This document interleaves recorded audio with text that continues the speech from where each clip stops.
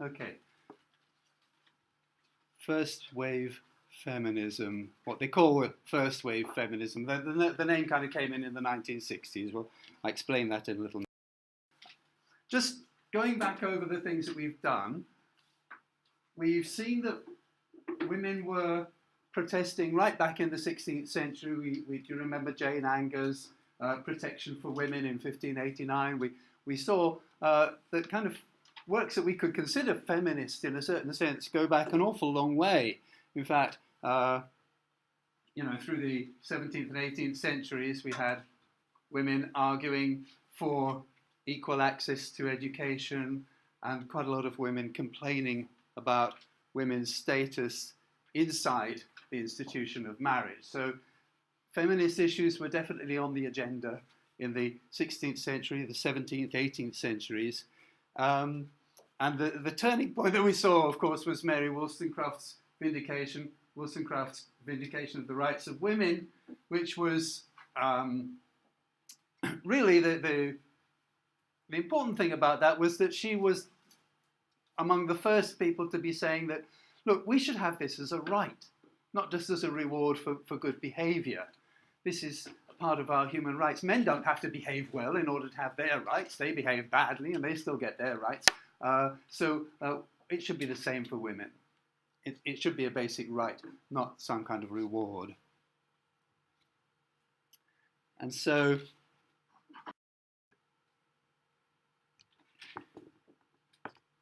in that 18th century period, we actually came up with the names of two different types of feminism that they called the more conservative feminism, which was arguing, women should take the moral high ground, women should behave properly in respect of things like charitable works and keeping their honesty and chastity and so on. And then men should respect them for it, which was sort of more like the Tory feminism, kind of conservative form of feminism. And then the Enlightenment feminism that we just saw, Mary Wollstonecraft is a sort of perfect example of that. And in spite of all of that, most histories of feminism don't really look back that far. They don't really go much further back than the 1830s, when they talk about the period, well, the Victorian period, really, precisely covering the age of Queen Victoria, and perhaps going a little bit forward up to when women got the vote in Britain. But they call that first wave feminism. And they usually take Mary Wollstonecraft as being the kind of grandmother of feminism, but they don't look at anything very much before that. Well, I'm not saying they're wrong. Okay, there is a reason for it. So today's class, the last class we've got on this course, I'd like to explain just how important the Victorian period was and how things changed and what this first wave feminism was all about.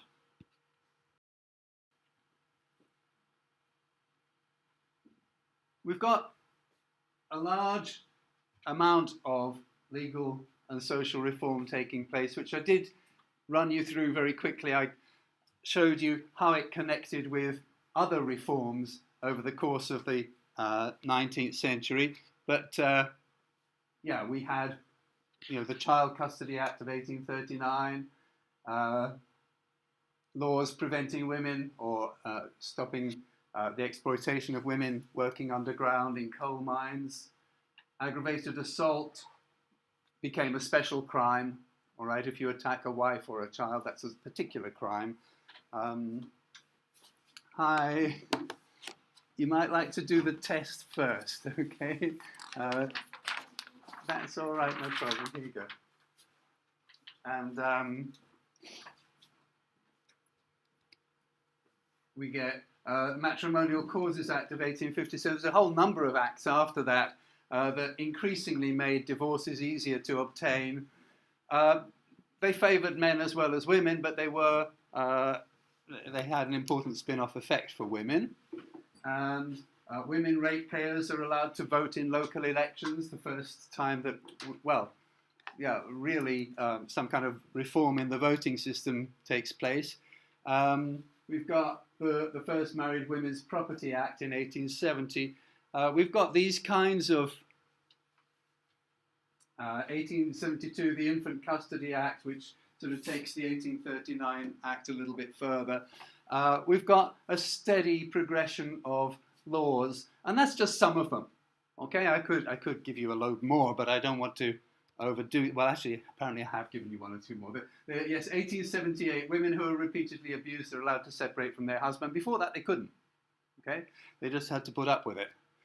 Yes, sorry, the last one, I think, Second Married Women's Property Act, 1882. So we've got this whole process of reform going on in the law, and we've also got educational institutions, and again, I took you through this before. Queen's College for Women, 1848, Florence Nightingale Hospital Nursing, swimming pool, first swimming pool for women. Okay, it might seem funny, but it did represent a change in attitudes.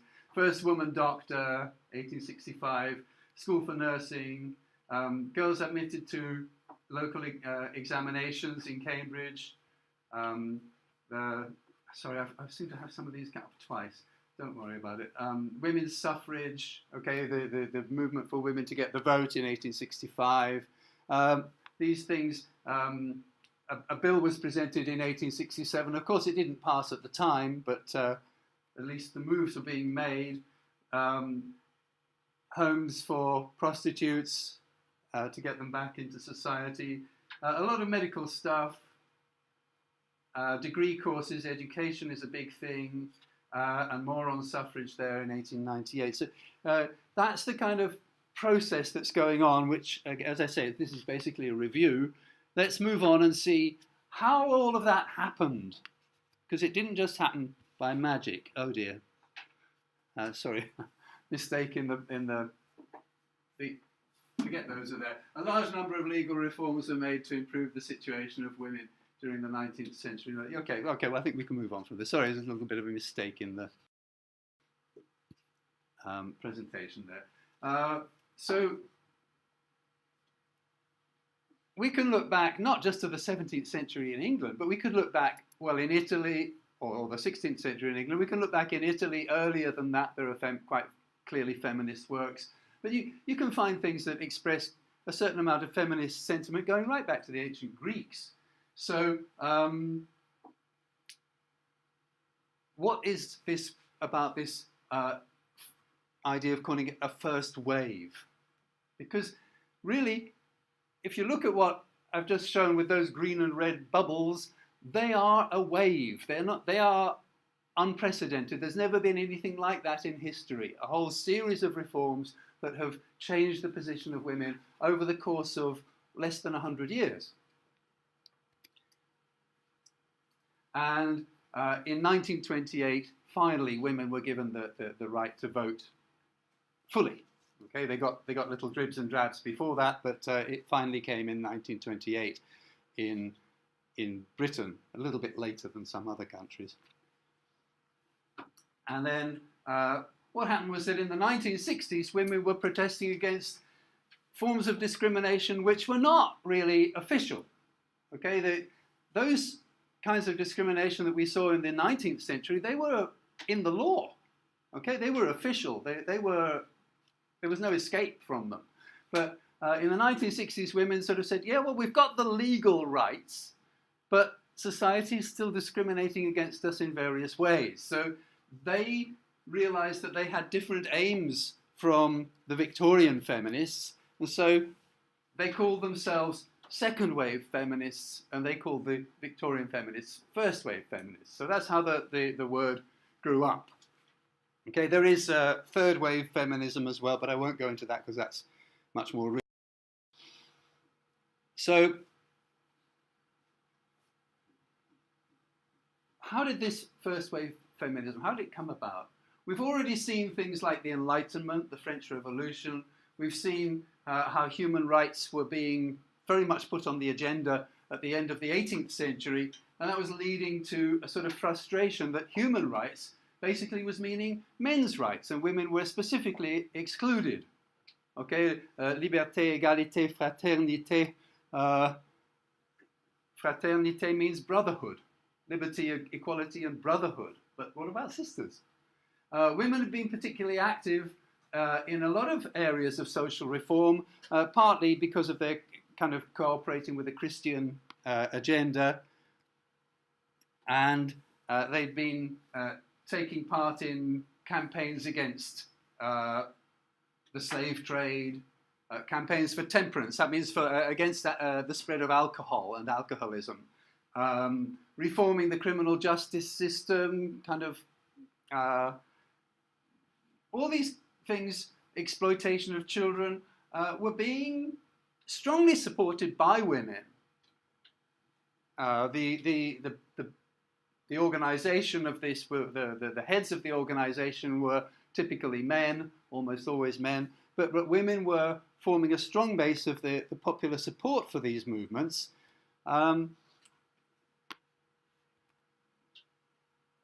But when it came to their own rights and their own welfare, women were being sidelined. So, as I say, half the population of France could have freedom, liberté, égalité, fraternité, freedom, equality, and brotherhood, but not the other half, because they were women. And that was specific in the French Revolution and in the society that established itself after the Revolution. Slaves were freed from their chains, but women weren't. There'd been no reform of their condition. The Chartist movement began in the 1830s, and it campaigned for voting rights for all. That is, all men. Okay, this is just a sort of pattern of things. Women were feeling left out. They were being left out. So there was this spirit of reform, there was this spread of human rights, but it seemed to be leaving women behind. And that would be the way that people would be feeling up until the 1830s. A sense of frustration among women. We could take a look at a particular example. I've done this today. Rather than trying to focus on general movements, let's look at particular examples. Elizabeth Barrett Browning is a very good example. She's a radical early Victorian woman. She comes from a part Creole Jamaican family that moved to Britain. I think she was the first member of her family to be born inside England for 200 years or something like that. Okay, the rest of the family came from Jamaica, and she was prodigiously intelligent. She was extraordinarily, even as a child.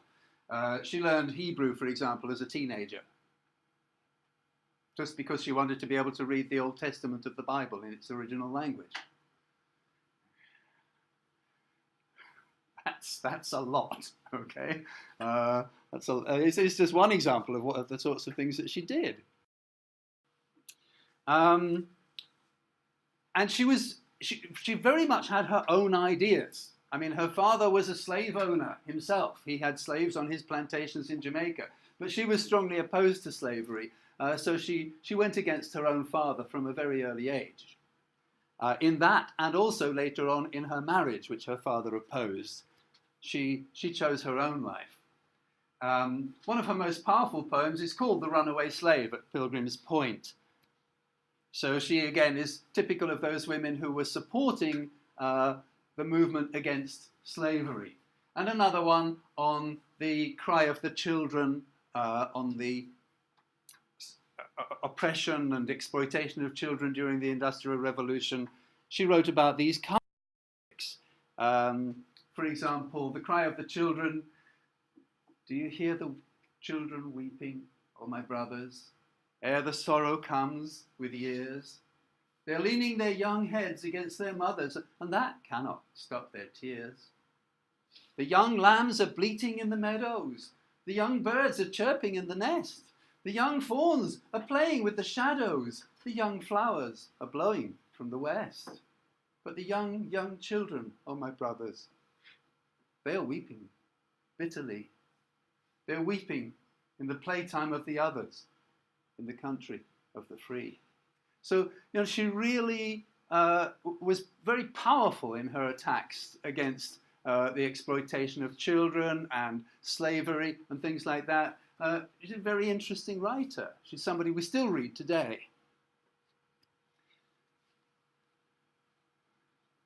And she often reflects Christian religion, but she's also critical of it. In that poem on the children, for example, she's not just blaming the factory owners, but the British people as a whole. You as a society let this happen. And God, what's he doing in all of this? Where's he? Okay, there's an increasing feeling as the 19th century develops and we get into the 20th century. Where's God in all of this?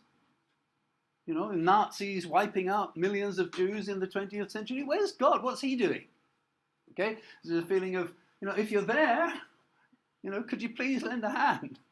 Because we've got problems here. She says in that poem of the children, who is God that he should hear us, the children ask? He's in heaven with angels singing round him.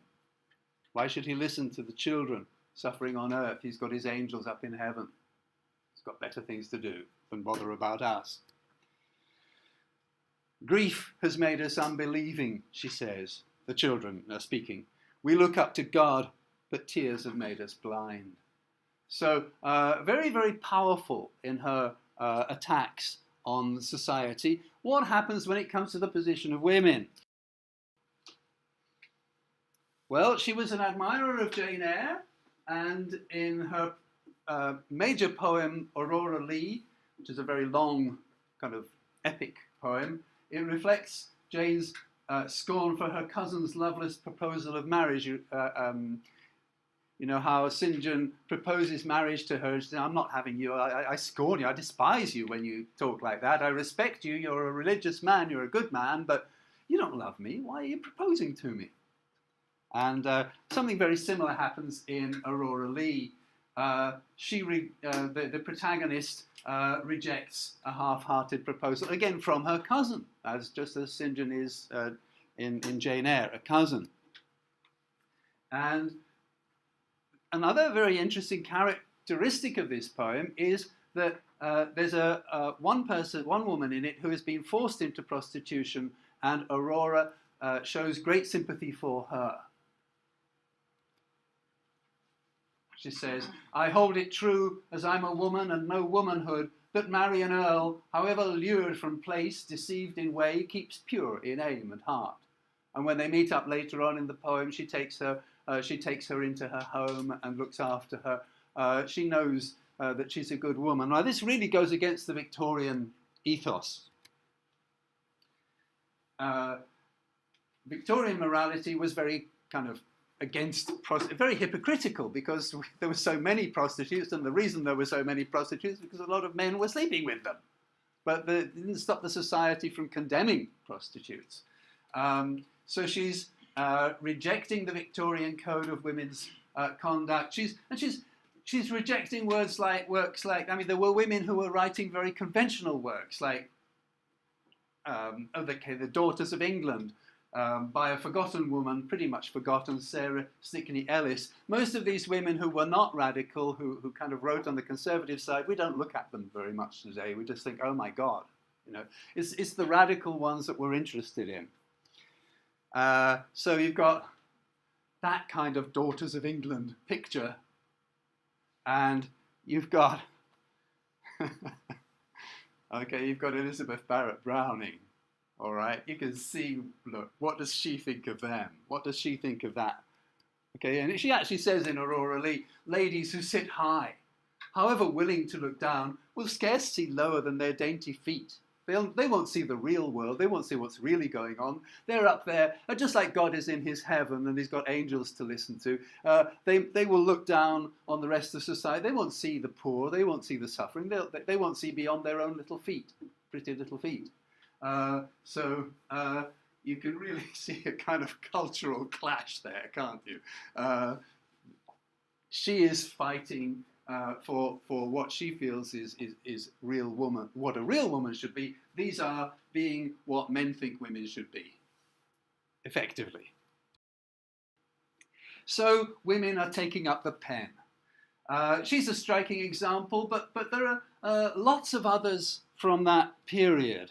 And most of the ones, as I say, that we remember today are the ones that, one way or another, were protesting against the injustices of society, and especially against the position of women. So it's the more feminist ones that we tend to look at still.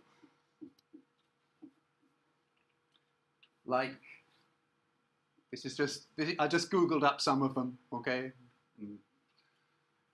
Here's a selection of 40 of them, and most of them, maybe not all of them, but most of them are presenting some kind of radical reformist agenda. All right, here they are again. All right. I didn't put their names all on the prints, but you can Google them up easily enough. These are the kinds of women that we are remembering today.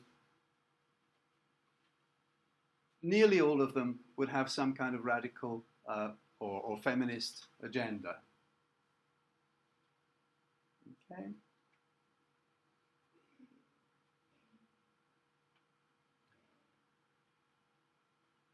So Elizabeth Barrett Browning is just an example that I've given you. There are whole loads more. Okay?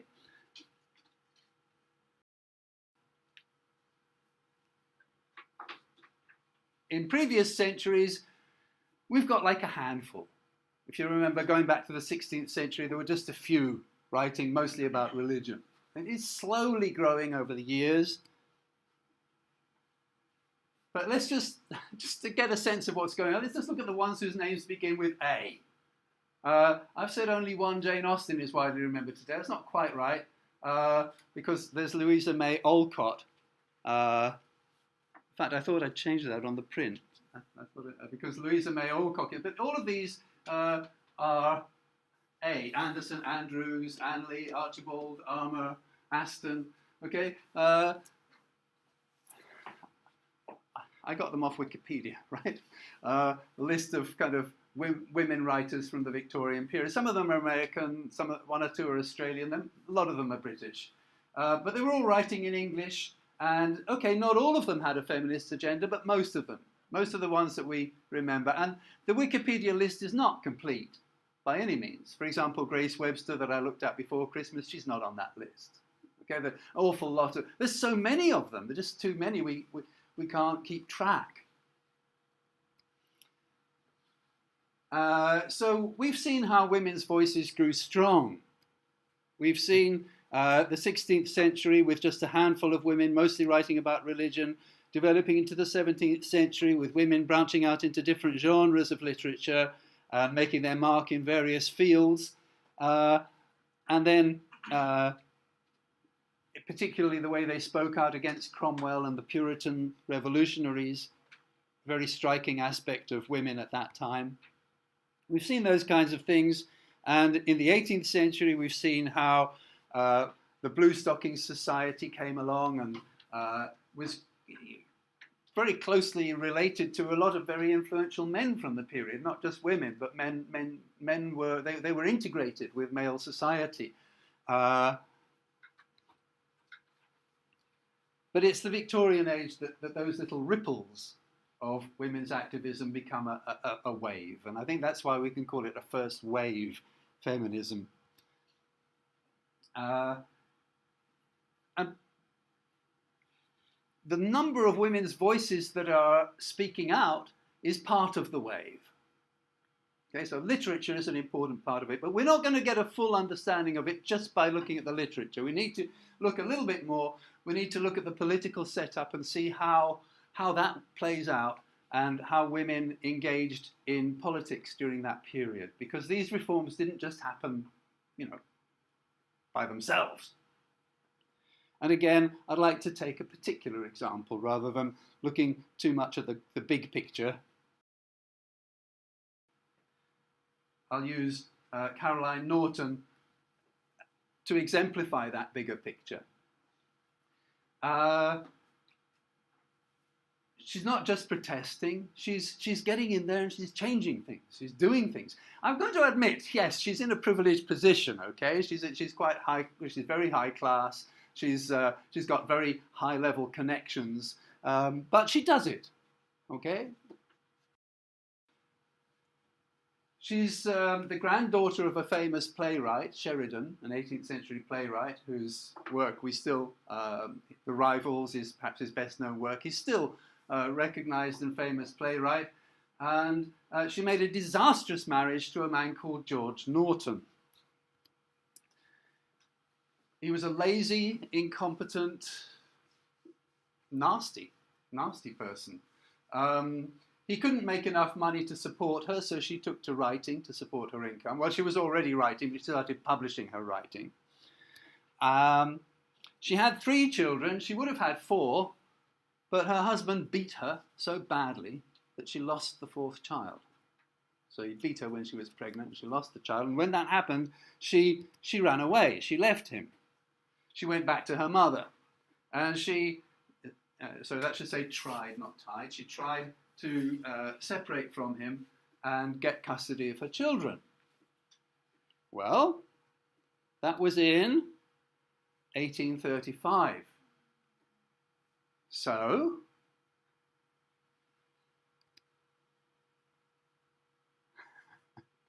you'll know what's coming next, right? Yeah? 1835, she's trying to separate from her husband and gain custody of her children. Is that going to be possible? No. Yeah, she found she had no legal right either to separate from her husband or to take custody of the children. All right? And it was even worse than that because he claimed that she was having an affair. And she demanded that the man concerned should pay him a huge amount of money, £20,000, which would be like about £1 million these days, a huge amount of money in compensation. And that man was the Prime Minister. Okay, that shows how highly connected she was. The man she accused him of sleeping with her was the Prime Minister. And the law at that time said that if a man sleeps with your wife, you can demand money from them in compensation for dishonouring you. Well, Norton lost the case. It went to court and he was told, no, we don't believe that there was any affair. She wasn't sleeping with him. But her reputation was damaged by the court case. And not only that, she lost her property and she lost her children. And so that's how her lifelong campaign to change the law began. She started publishing pamphlets, writing letters to Parliament.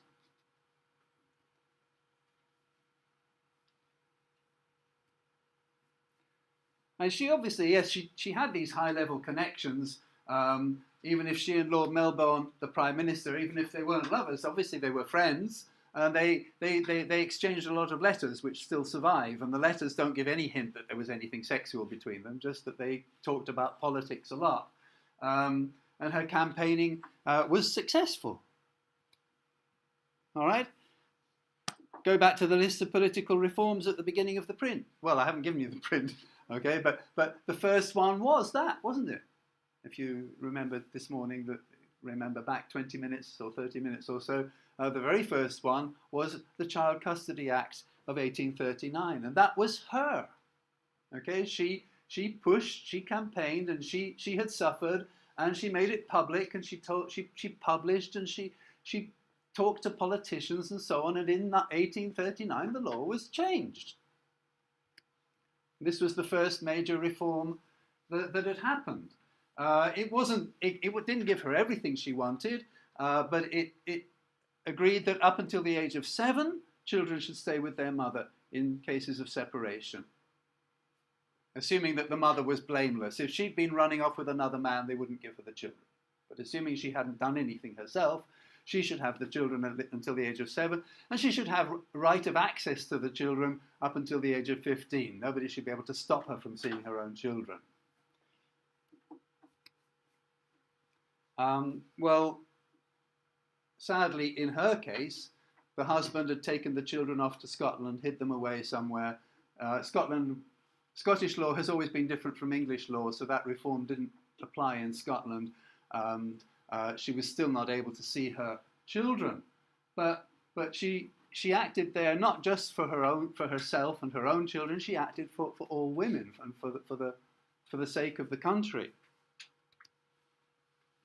So this was the first major reform that we got, and it was a woman who did it.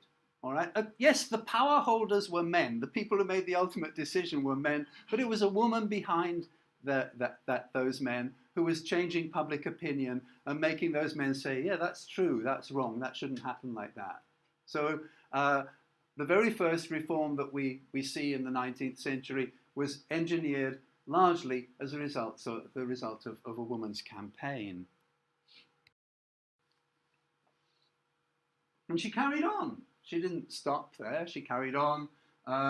She carried on campaigning for the reform of women's rights all through her life.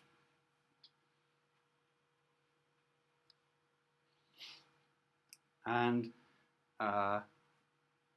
she even wrote to the Queen in 1855, complaining that a married woman in England has no legal existence, which was true. She couldn't, if she was being beaten by her husband, she couldn't take her husband to court because she didn't exist. He would have to take himself to court. Okay, well, he's not going to do that, obviously. So her existence, a woman's existence, was entirely absorbed. Even in the middle of even in 1855, it was still essentially true that a woman had no legal rights of her own. And so further reforms took place. There was the Matrimonial Causes Acts, which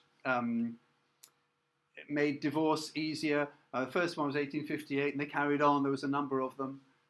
Married Women's Property Acts, which said that a woman could keep her property after marriage. She was behind all of these reforms. I'm not saying she was the only person. She wasn't, certainly not. But she was actively engaged in getting these reforms pushed through. And she's not just remembered and honoured by women, but there were a number of famous Victorian men who also were impressed enough to write about her. She's there in the works of Alfred Tennyson, Benjamin Disraeli, Charles Dickens, Thackeray, and George Meredith. They've all got scenes or plots or characters that are based on Caroline Norton. Okay, she made a big enough impact. So these are some of the most famous writers of that period, and they all picked up on her contribution. They were all they could see that what she was saying was right. So men were joining their voices to women's, and this is the way things were happening at the time. Now, she worked as an individual. She didn't actually join in with any of the reformist feminist groups, but there were a number of groups that were growing up. In the 1850s, you start to get the Ladies of Langham Place being it was the first kind of organised women's group. And again, they were doing the same sorts of things. They were opposing the marriage issues. They were looking at education and pushing universities to recognise women and to give the entrance exams to women and allow women to kind of get involved in higher education and so on. They were campaigning for all of these kinds of rights for women, and after them there came other groups.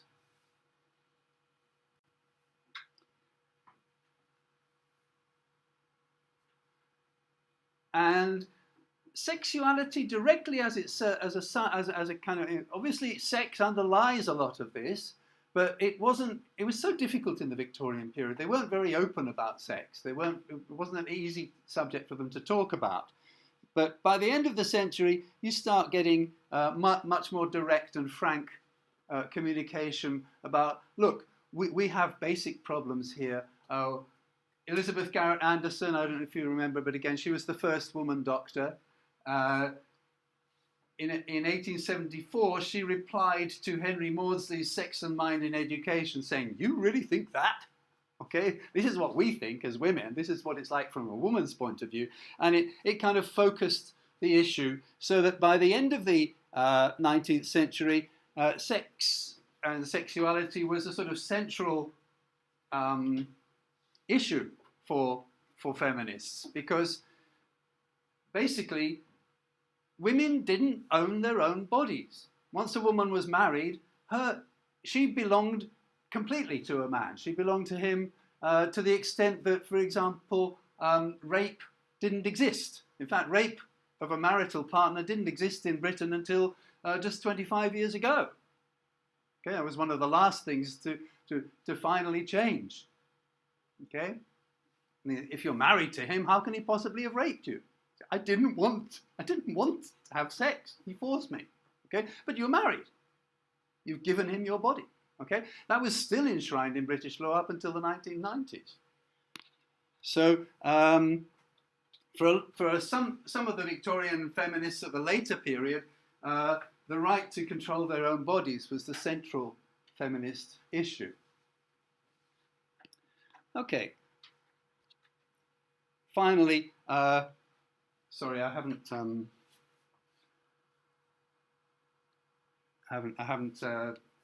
did this rather quickly, so then there's one or two little mistakes here in the layout.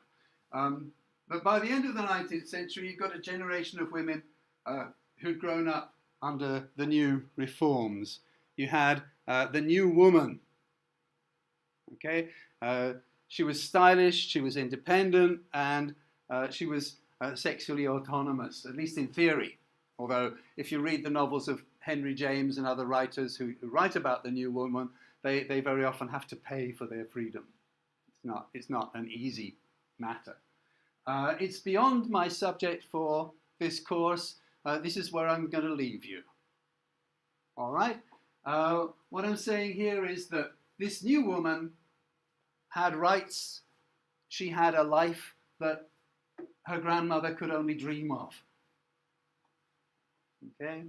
But why was she able to grow up like that? Why was she able to grow up with those rights and develop into what they called the new woman at the end of the 19th century? It was because of what other women before her had done. Okay? Women like Elizabeth Garrett, women like Caroline Norton had, over the course of the century, they had campaigned tirelessly for a change that's made our modern world possible. All right? Perhaps we wouldn't, if that hadn't happened, I don't know if we'd all be here today. Okay? So, really, I think that's basically it. That's where I'd like to leave it for today. Doing it without the prints turns out to be rather more, it happens more quickly, okay? So, but we'll leave it there. That's it.